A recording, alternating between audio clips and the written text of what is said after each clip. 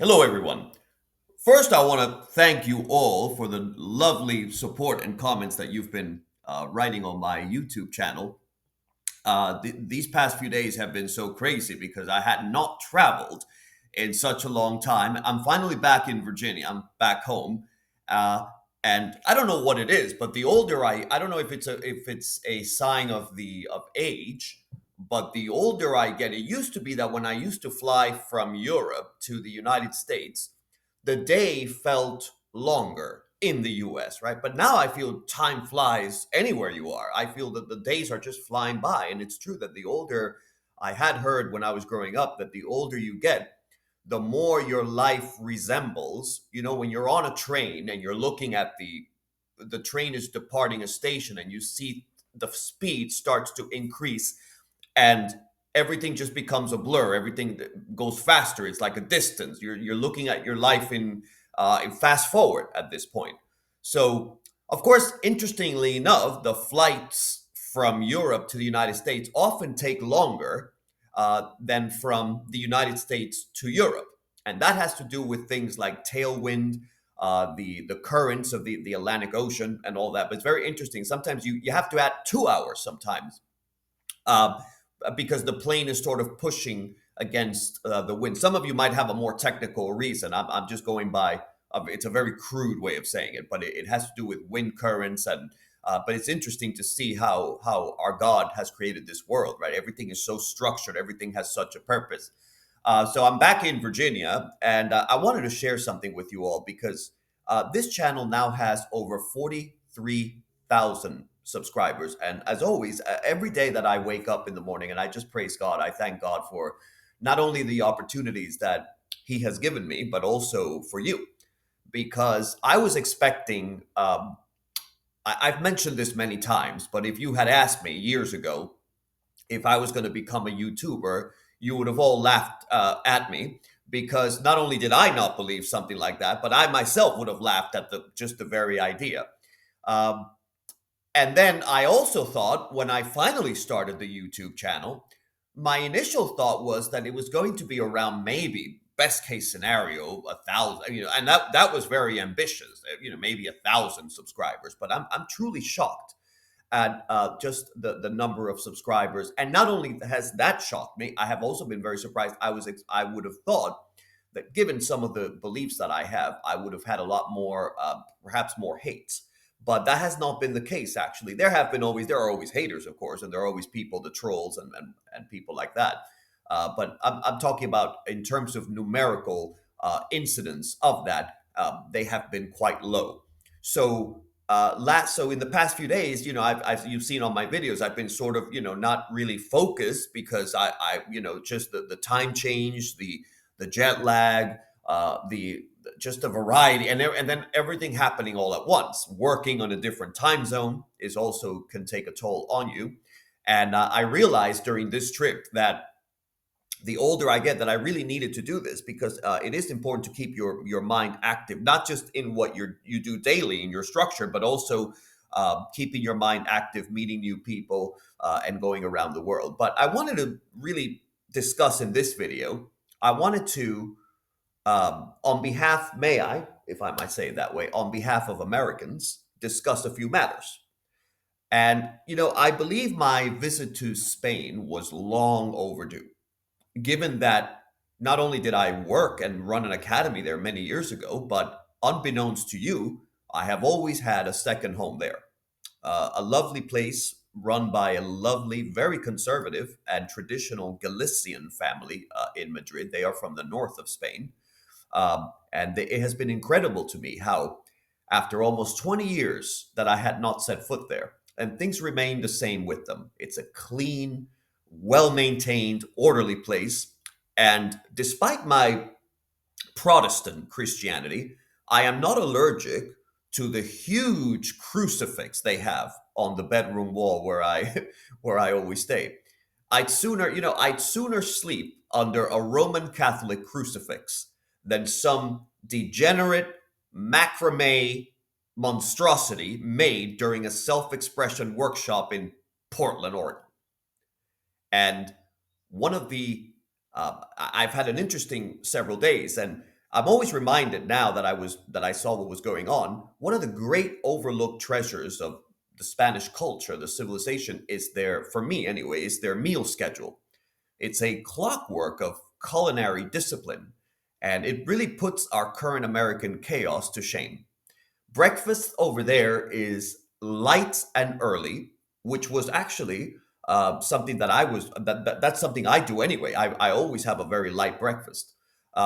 Lunch, however, is served between 2 p.m. and 4 p.m., and it is long. And dinner is served at around 9 p.m. or 10 p.m. Usually, if I'm talking about the regular people who work, they'll usually have dinner at around 9 p.m. And then if you are out on a weekend, maybe 10 p.m., 10:30. It's rare to have it after 11 p.m. though, but you can still find a few places that if that's your thing. But for me, the real genius behind this system is what they call that sacred time that is called la comida, right? It's a mid-afternoon meal, the one from 2 p.m. to 4 p.m. It is the heaviest meal of the day. So in that sense, it's similar to the Germans. They have their main meal during midday. We used to do that back in the 1700s, by the way, in America. And even in the 1800s, in fact, dinner, that was what dinner was called. If you look up any 19th century reference, dinner was at midday. I think it was actually around 2 p.m. as well, but I'd have to check on that. Depends on the decade of the 19th century that we're referring to. But it's not for them, it's not just a time to eat, but it is really a social institution. In Spain, they do not eat at their desks or gnaw on protein bars while driving through traffic. They actually sit down with people at a table like civilized people. Now, try telling that to some tech bro in San Francisco or New York. He couldn't do it. Of course, this also has a downside. Spain is not a good place to do business as efficiently as you might want, because even banks will close at 2 p.m.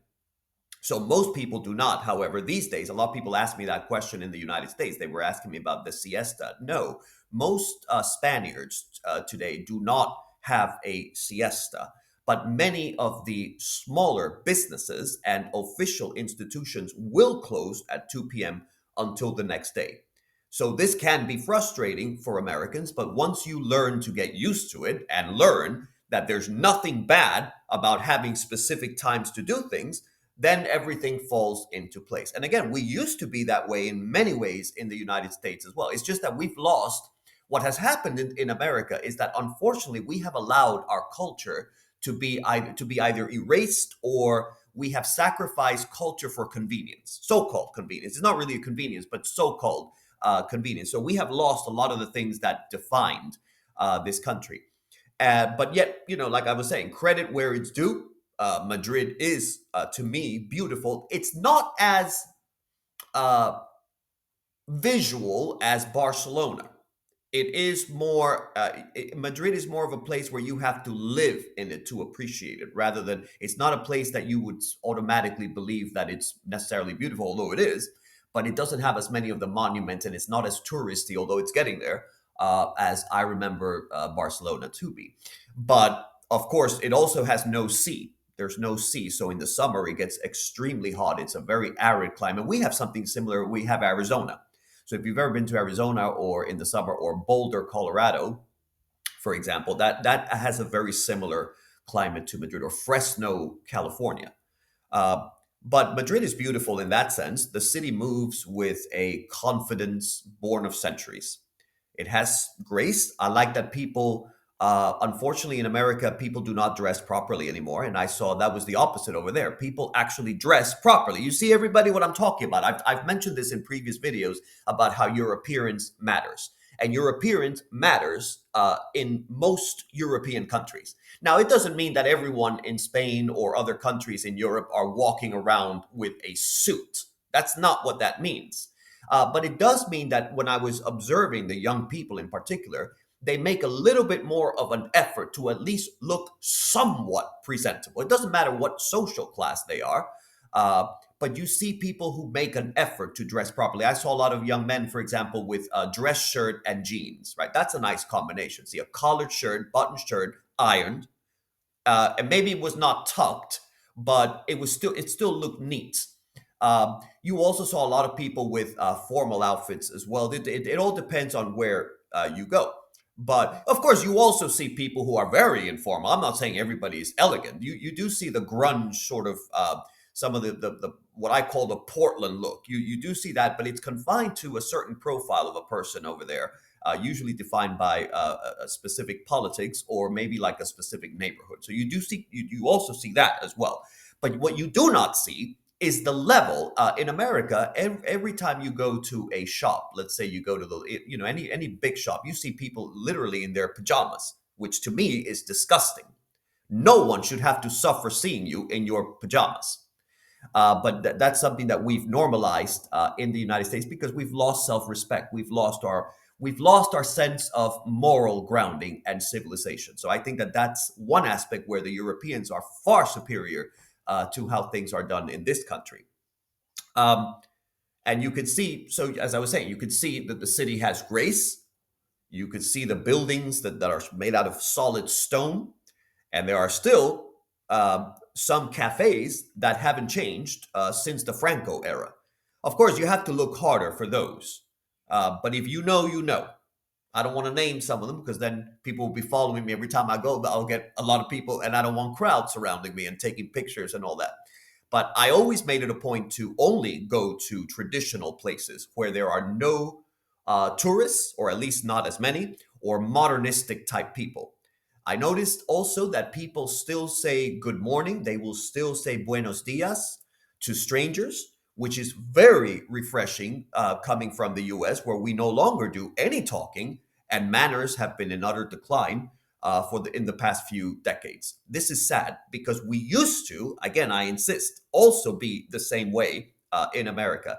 It was considered very standard to walk into a restaurant and say good morning to someone, maybe even talk about your day if you were on more familiar terms. Now, we're not, because in the United States we are influenced, our ancestors are mostly Northern Europeans, particularly Scotch, Irish, English, German.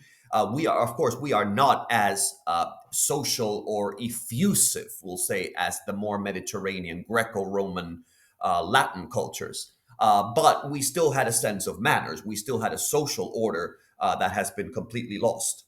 Another thing is that Madrid is a city for walkers and watchers, and I love that aspect. It never bores me. The great thing about European countries in general is that despite efforts by certain people, they cannot deny history. And those countries have a sense of civilization behind them that is really inescapable in many ways. And so I really enjoy the walkability. I mean, I just enjoy being able to walk on the grand avenues, the big sidewalks. That's something that here in Virginia, unfortunately, we don't have that. We have beautiful nature. We have beautiful nature walks. We have mountains. We have a lot of things going. But that part, if you are the walking type, that's something you sacrifice in, for example, in South Central Virginia. But for the pure mathematician, Madrid can be a good place in Europe because the city's charm is not just its history or the lively streets, but there's a certain undercurrent. And there's actually, interestingly enough, there's a quiet appreciation for rigor there. Whether it's found in you can find it, of course, in the meticulous designs of the Prado or in the elegance of the well constructed argument in a cafe. People like to have those kind of discussions. But Madrid offers a unique, I would say, blend of tradition and modernity. But my favorite aspect about the Spaniards, as many visitors remark, many Americans remark upon this, and but they don't mean it in a good way. I mean it in a good way, because many do not appreciate that, but I do. Is that they have an almost reverent devotion to process, what I call process, and that is that they have a very specific way of doing things. Whether it's the specific and deliberate preparation of a meal or the measured pace of daily life, you have to follow a process. And a lot of Americans get frustrated at that because a lot of Americans are not rigorously minded. For example, there was an American lady there. I overheard her complaining. I was so embarrassed to have fellow compatriots that behave in that way. She was upset because she had to There was an empty restaurant, and she wanted to sit at a specific table, and they said that even though the restaurant was empty, she still had to make a reservation, right? Um, and she didn't, it didn't enter her mind how that made sense. She said, "How does that make sense if the restaurant is empty?" They said, "But that is the way to do it. You have to follow a process," and that's something that I appreciate because I stress that in my students. It doesn't matter what you think should be; it is a process that must be followed. Um, and this love for process for me, it's this appreciation for precision in the small details. It mirrors, in a way, the mindset of a rigorous mathematician. If you're a rigorous mathematician, you should at least appreciate some of that stuff. Um, Also, Spain's approach to mathematics education, as I showed you in my previous video, is often more formal and systematic than the American counterpart. And I'll be getting into more details about that as I go through the book, because as I said, I have not read all of the book, but I want to be able to look at some of the problems. But as you saw, the math textbooks in Spain are dense, they are precise, and they are deeply grounded in theoretical foundations. And while American textbooks tend to emphasize applied methods and problem solving techniques, the Spanish texts I've seen often demand a deeper engagement with abstract concepts and proof based learning. And it's a rigor that appeals to those who appreciate math for its intellectual elegance and not just its, what we've talked about it before, the so called applications. They do have engineers as well, but they specifically call them engineers. They say this is a school of engineers. Uh, no one would dream of calling an engineer a mathematician. They're just two different things. So I believe the US has traditionally drawn close together to Spain since the days of President Nixon. After all, you might recall, some of you, if you like history, President Nixon rightly told General Franco back in the day, back in 1972, I believe it was, 1971 or 72, "I am confident that the talks we will have here with you," he said to General Franco, "and with the members of Franco's cabinet would contribute to further cooperation, both in defense of peace, and also," he said, "economic cooperation, which would mean progress for all of our people in Spain," he said, "and in the United States." But one of the things that Nixon added that I think was very smart to add, he said, "If we do not have peace in the Mediterranean, world peace will be very seriously threatened." An indispensable pillar for peace in the Mediterranean is Spanish American friendship and cooperation. And that is the message that I bring also today. We need to cooperate more with issues of security, Europe and the United States. And I would agree with that. After all, 50 years later from that, and we have the threat of illegal mass immigration to Western countries has never been greater. And you all know this. It is a major, major threat and problem. And the day that a country loses the ability to deport illegal people who are crossing borders illegally, illegal immigrants, then we will have international chaos. And historically, England, Spain, and the United States, we have been unrivaled in the thirst for exploration and discovery. You have Spanish exploration in the Americas, British exploration here in the United States, and also in the western part of the U.S. You had the Spaniards as well, the area of Arizona, California. Uh, and then of course our own people, we had Western expansion, right? So we like discovery, we like exploring, and these are countries that have long been fascinated with each other. Lord Byron once wrote, the British Lord Byron, the poet, "Oh, lovely Spain," he said, "renowned romantic land." And Spain and England have been two European countries that have always looked to the Americas. And so we have a great connection, and sometimes in some areas, a shared mentality. Though I believe Spain could use a bit more, if you're a Spaniard, I don't mean no offense to this, but you could use a bit more American business savviness. And we here in America could use a bit more of the Spanish mentality towards daily life when it comes to relationships. That's something that they do far better than we do. Indeed, the British writer George Orwell once said, I would sooner be a foreigner in Spain than in most countries. That's an interesting thing coming from an Englishman. And how easy it is, he said, that he was referring to how easy it is to make friends in Spain. And the millions of American and British tourists who visit Spain a year are a testament to this. So, overall, it was a very successful trip. I am glad that I was able to do a lot of the things that I had planned. And I do plan on returning because, you never know with expansion of city tutoring, the way we're growing, it's a very interesting world right now. But there's so much to do, I think, on both sides of the Atlantic. We need to cooperate more on issues of security, domestic and international terrorism, and also illegal immigration, and also work together to create a no tolerance policy for watered down and the stupidification, we'll say, of math education. We need a return to rigor and mathematical logic. So thank you, everyone. What can you expect for the rest of this week? Well, tomorrow I'll have a Sunday message, of course, and then during the week I'll show you the books that I got in Charlotte, the great math books as well, and we'll continue doing mathematical videos as always. Thank you all.